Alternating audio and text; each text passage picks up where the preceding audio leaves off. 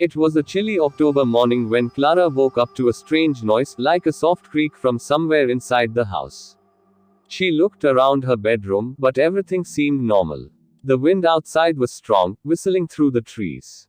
Clara walked to the kitchen, made coffee, and checked her phone. A message from Jake popped up. "Hey, let's catch up soon. Been a long time." She smiled and replied, "Sure, how about tomorrow?" But as she sipped her coffee, she felt something off. The hallway seemed longer than she remembered. Clara walked down the hallway to grab a blanket from the storage room but stopped. There was a door she had never seen before. It was in the middle of the left wall, painted the same color as the others, but slightly darker. It had a small, round knob made of bronze, old-fashioned, like from the 1800s. She stood there, confused. She'd lived in this house for 3 years. That door was never there. She tried to open it. Locked. That evening, Clara called Jake. "Jake, do you remember my house layout? Was there ever a door between the bathroom and guest room?" "No. That side of your house was just a wall." "Why? There's a door there now." "It wasn't there yesterday." Jake was silent for a moment. "You sure you're okay? Maybe you're just tired." "I know what I saw." After they hung up, Clara couldn't sleep. She stared at the hallway door all night from her bedroom. It felt like the door was watching her back. Next morning, Clara opened a drawer in her living room side table while looking for a pen. At the very back, behind some old papers, she found something odd. A bronze key. It looked ancient, with strange markings. She didn't remember ever owning it. Her heart pounded. She walked slowly to the mysterious door, held the key in her hand, and hesitated. She turned the key. Click. The door creaked open slowly, revealing a narrow staircase going downward. But her house didn't have a basement.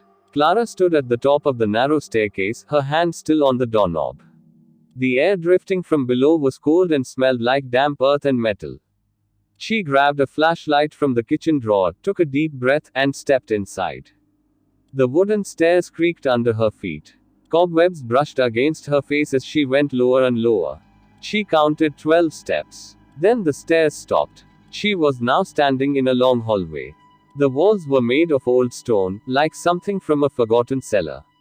The light from her flashlight flickered. A cold breeze blew from the end of the hall, and in the distance, she heard something that chilled her blood. A whisper. Very faint. But it said her name. Clara. Clara moved forward slowly, heart racing. The hallway opened into a small room, filled with dust and silence. On the walls were framed photographs. Dozens of them. She stepped closer and wiped the dust off one of the frames. It was her, standing in her kitchen, holding a cup of coffee. But she didn't remember this photo being taken. She checked the next photo. It was her again, sleeping in her bed. The third photo. It was taken this morning. She was standing at the hallway door, holding the bronze key. She dropped the frame, heart pounding. Who took these? Suddenly, she heard footsteps upstairs. But she lived alone.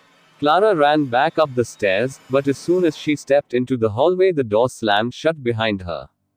She turned the knob. Locked. Then she heard the front door open. "Clara, it's Jake." She ran to him and hugged him tight. "Jake, there's something under the house. A staircase, a room, and someone's been watching me." Jake looked around. "Show me." But when Clara led him back to the hallway wall, the door was gone. Just a flat wall. No sign it had ever been there. The next day, Clara visited Mrs. Donnelly, the old woman who lived next door. "Mrs. Donnelly, do you know anything strange about this house?" The old woman paused, looked at Clara with wide, glassy eyes. "That house, it changes. A room appears when it wants something. And when it does, someone always disappears." Clara's hands trembled. "Disappear? My brother used to live there. 50 years ago. The door came for him too. I never saw him again." "Why didn't you say anything?" "Because once the door chooses you, it won't stop until it gets what it came for." That night, Clara couldn't sleep. She set up a camera in the hallway, pointing at the wall where the door had appeared. Then she stayed in the living room with all the lights on, watching the hallway on her laptop screen. Hours passed. 2:17 a.m. Nothing. 2:33 a.m. The wall began to shift. Clara sat up straight. On the screen, the paint on the wall slowly peeled away, revealing the door again. It wasn't just appearing, it was growing, like it was alive. Then, the doorknob turned on its own. The door creaked open. Her screen went black. A whisper came through her laptop speaker. Come down again, Clara, you left something behind. The next morning, Jake came by again. Clara showed him the footage, but the camera had been wiped clean. No files. But her laptop still had one sound file saved. Jake played it. The same whisper echoed through the speakers. Come down again, Clara, you left something behind. Jake stared at her. Clara, whatever this thing is, it knows you. It's calling to you. But why me? Maybe it's not after you. Maybe it's after something you brought into this house. Clara thought hard. She'd moved in with a few boxes and some furniture, nothing unusual. Except the antique mirror in her hallway. She bought it from a yard sale last month. Jake, I think it's the mirror. They both stood in front of the tall, antique mirror. Its glass was slightly warped, the wooden frame carved with strange patterns Clara had never paid attention to before. Jake pointed. What's that? In the reflection, they could both clearly see the hallway door behind them. But when they turned around, no door. Just the wall. Clara slowly raised her hand and touched the glass. Her fingers sank through it like water. Jake grabbed her arm and pulled her back. No. Whatever's behind that mirror, it's connected to the door. Clara whispered. And it wants me to come back. Clara and Jake stood frozen. The mirror's surface rippled like liquid, and a low humming sound filled the hallway. The air around them turned ice cold. Clara took a shaky breath. Jake, I need to see what's behind it. It started with me. I have to finish it. Jake clenched his jaw. Then I'm going with you. They held hands and stepped forward. The mirror swallowed them like a fog. For a moment, everything went black. Then they were back in the stone hallway, the same one beneath the mysterious door. But this time, the walls pulsed faintly, like they were breathing. Suddenly, a dim light flickered at the end of the hall and a voice whispered again. You shouldn't have come back, Clara. As they walked deeper, Jake noticed something. The stone walls weren't just stone. They had faces carved into them, some screaming, some crying. Clara gasped. One of the faces looked like her. Jake pulled her away. Don't look at them. Just keep walking. At the end of the hall, a door stood wide open. Inside was a small, dark room.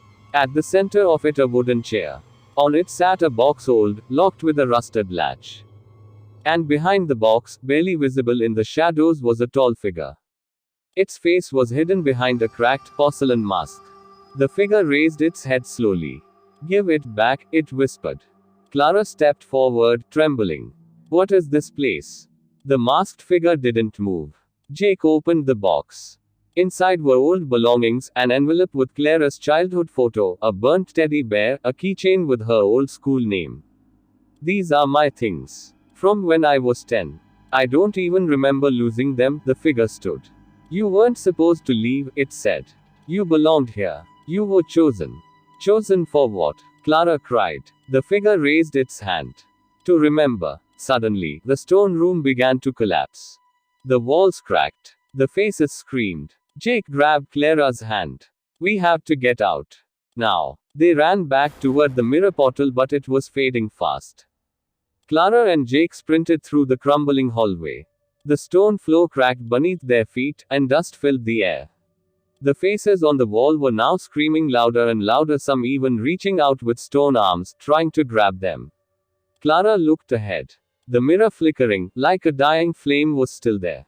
Hurry, Jake shouted. Just as they leaped forward, a loud roar echoed behind them. The masked figure was chasing them, moving unnaturally fast, gliding just above the ground. They dove into the mirror and landed hard on Clara's wooden hallway floor. The mirror behind them shattered into dust. They lay there, gasping, coughing, and when they looked around, the hallway was back to normal. The door was gone. The wall was smooth. No sound. No voices. Jake stood up first, helping Clara to her feet. Is it over? He asked. Clara nodded slowly, looking at the now empty wall. But then she noticed it. The hallway was shorter. She walked from one end to the other. Counted the steps. It was always 18. Now it was 17. And then she saw her reflection in the glass of a photo frame. It blinked. But Clara hadn't. She froze. Jake looked at her. Clara, what is it? She pointed to the frame. My reflection, it just blinked. I didn't. Jake frowned and stepped closer. The reflection was still there, Clara's face. But her eyes were different, darker. Empty. A small smile curled up on her reflection's lips. Suddenly, all the mirrors in the house began to fog up. Jake ran to the bathroom. The mirror was fogged too, even though the room was cold. He wiped the glass. Behind his own reflection stood another version of Clara, watching him with a crooked neck and a bleeding smile. Jake stumbled back from the bathroom mirror, heart pounding.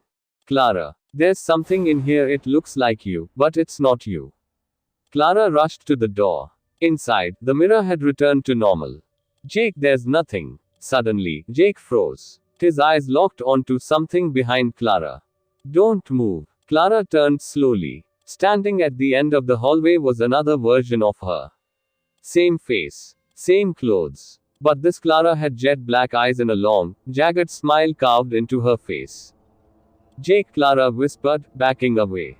The other Clara tilted her head and mimicked her every movement, like a living reflection without the glass.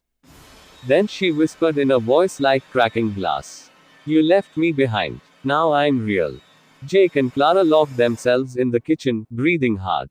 What is she? Jake asked. Clara stared at the kitchen mirror. Fog slowly crept across it again. She's me, but from that place.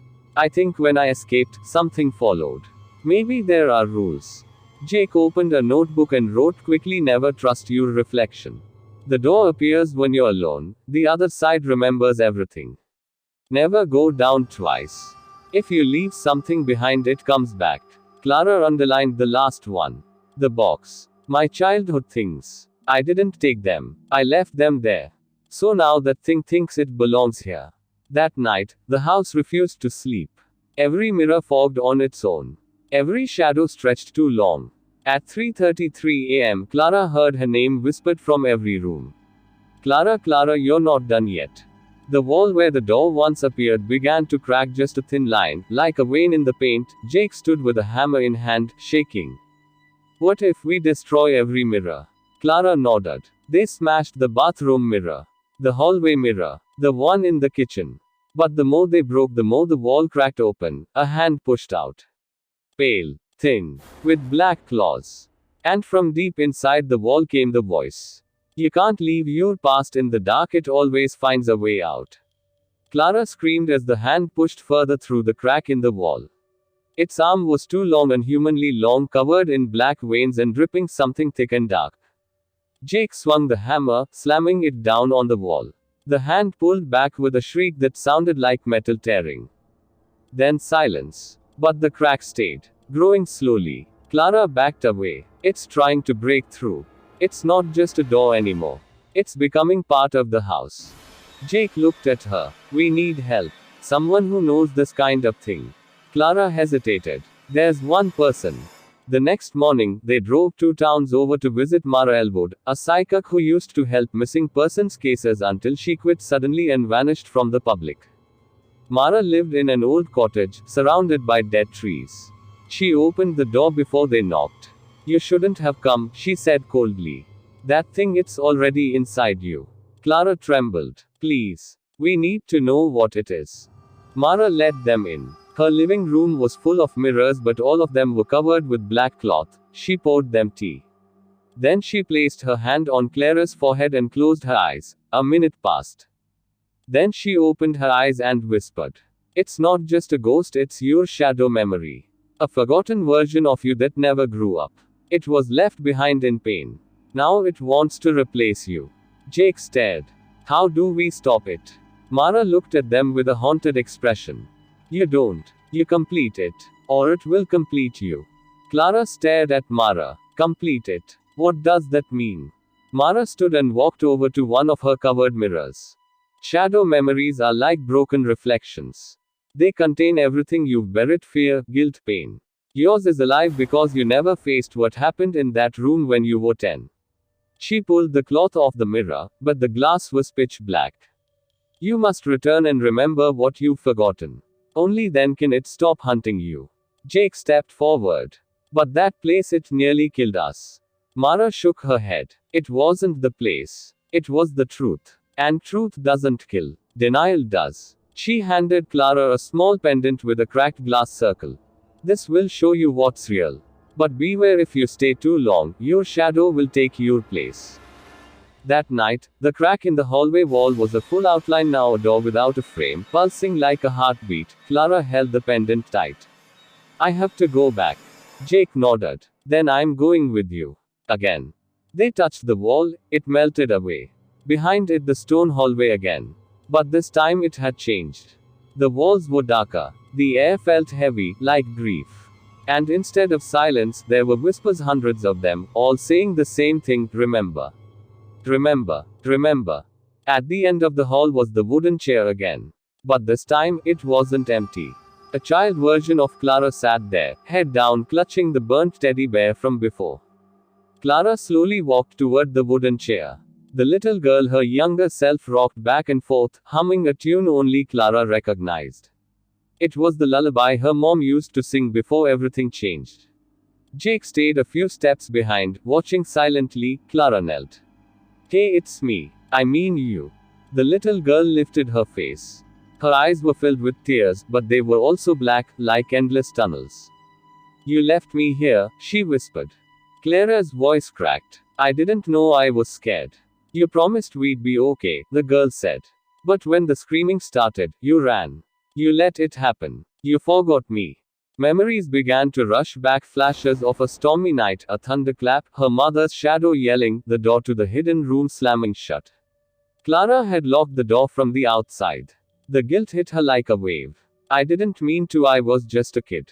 The younger Clara stood. So was I. She walked up and pressed her palm against Clara's chest. Suddenly, the walls melted away. Clara now stood in a recreation of her childhood home, just as it looked the night it happened. Rain slammed against the windows. The door to the secret room was open. Inside, young Clara sat in the corner, covering her ears while her mother screamed in the hallway. Jake wasn't with her. She was alone. The older Clara turned toward the door and saw her shadow self standing there. But this time, it looked just like her. No cracked smile. No black eyes. Just pain. You never came back, the shadow whispered. You let me fade. Clara took a deep breath, stepped forward, and embraced her.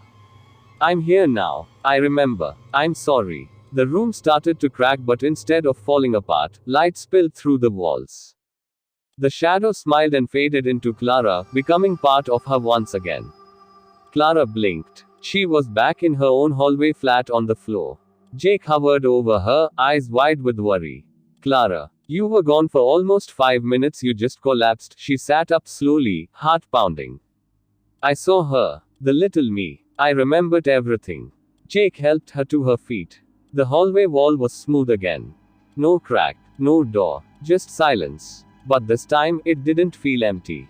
It felt finished. That night, Clara stood in front of the largest mirror in the house. For the first time in days, her reflection matched perfectly. No delay. No strange smiles.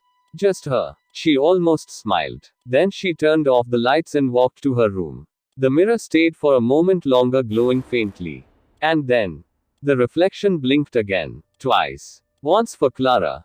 Once for something else. Clara froze. The mirror wasn't just reflecting her anymore. There was movement in the glass. Her reflection smiled. And not the gentle smile from earlier. It was wide, almost grotesque, like it had been waiting for this moment. Clara took a step back, heart racing. No, not again. She turned to run, but the reflection didn't stay behind. It stepped forward, right through the glass. And then, Clara heard a soft whisper in her ear, cold as ice, I never left. Clara spun around, but the hallway behind her was still empty. The mirror, though, reflected something different. It now showed a darkened, twisted version of the hallway, with the walls pulsating like they were breathing. And from deep within the mirror, a figure stepped out. The shadow version of Clara, but now it wasn't just standing there. It was moving, crawling out, like a living nightmare. Clara staggered backward. No, no. The shadow grinned. You didn't complete me, you just locked me in here. And now, I'm free. The reflection reached for her with fingers that seemed to stretch longer than they should.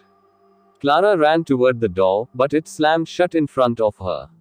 The lights flickered, and the shadow climbed the walls, defying gravity, getting closer, its hands outstretched. You can't run from me. Not anymore. I'm you. Clara's mind raced. She remembered what Mara had said, complete it. She couldn't let this thing win. She had to face it. With trembling hands, Clara grabbed the pendant Mara gave her. The cracked glass pulsed, lighting up the room. She held it close to the shadow, feeling the warmth spread. The shadow shrieked as the light from the pendant grew brighter and brighter, almost blinding. Clara, the shadow gasped, its form beginning to crack and crumble. You can't erase me. Clara stepped forward, lifting the pendant higher. But I can finish what was left undone. And with one final, blinding flash, the shadow shattered, its scream echoing through the house, fading away to nothing. The house was still. Clara blinked, eyes sore from the flash. She looked around the hallway, the walls, the mirror, everything was silent. There was no more crack. No shadow lurking. It felt like a weight had been lifted from the house. A heavy, oppressive silence filled the air, but this time, it wasn't filled with whispers or dread. It was just still. Jake stepped into the hallway, looking over at Clara. It's over, isn't it? Clara nodded slowly. The pendant in her hand was no longer glowing. It was just a simple, cracked piece of glass. I think it is. But as she turned to walk away, she paused. Something felt off. Clara stopped in front of the hallway mirror again, feeling an odd pull. For a moment, she thought she saw movement. Just a flash, like a fleeting figure in the corner of her eye. She stepped closer. And then, she saw it. Her reflection was not hers anymore. It was the shadow Clara, standing behind her in the mirror, smirking. But this time, there was no fear in Clara's heart. There was only clarity. I completed you, she whispered. But you were never me to begin with. With a deep breath, Clara reached up, and with one swift motion, she smashed the mirror against the floor. The reflection shattered. The last remnants of the shadow dissolved into the cracks. The next morning, the house was peaceful. Normal. But Clara couldn't help herself. She knew she had to check the room, the one where it all started.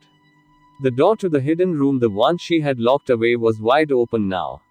Inside was nothing. Just empty space. The floor was clean. No remnants of the past. No more shadows. Clara stepped inside and took a deep breath. The final piece of her past had been faced, and now it was gone. She turned back toward the door and stepped out. Clara stepped out of the empty hidden room and locked the door behind her. Her heart finally felt light. The nightmare was over, or so she thought. She walked into the living room and noticed something different. The house felt alive, but not in a terrifying way. The walls no longer creaked with dread, they hummed softly, like a quiet sigh of relief.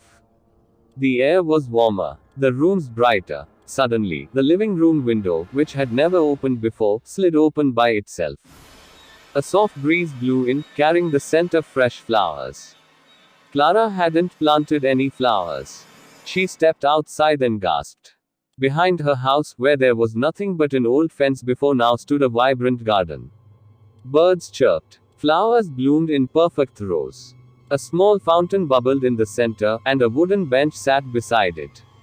Clara had never seen this place before. She walked through the garden, her fingers brushing over the petals. The air was filled with the smell of lavender and lilac. And then she saw them. Silhouettes, dozens of them. Children, women, men. The souls that had been trapped in the hidden room for generations. But now, they looked peaceful. Smiling. Free. One woman stepped forward. It was Mara, the lady who had helped Clara earlier. You did it, Mara said with a warm smile. You set us all free.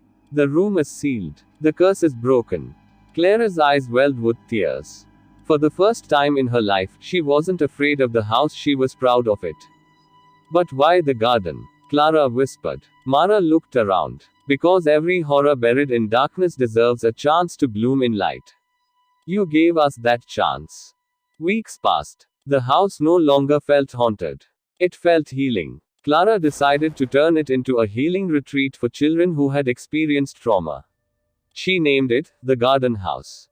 People from all over came, drawn by the peace the house seemed to offer. The mirror was gone. The hidden door was sealed forever. But the garden remained growing larger every day, blooming with new colors no one had ever seen before. Sometimes, Clara would sit on the bench at night and swear she could hear faint whispers not of fear, but of laughter, joy, and old souls finally at peace. And one evening, as the sun set and golden light filled the sky, she whispered to the wind, "Thank you for choosing me.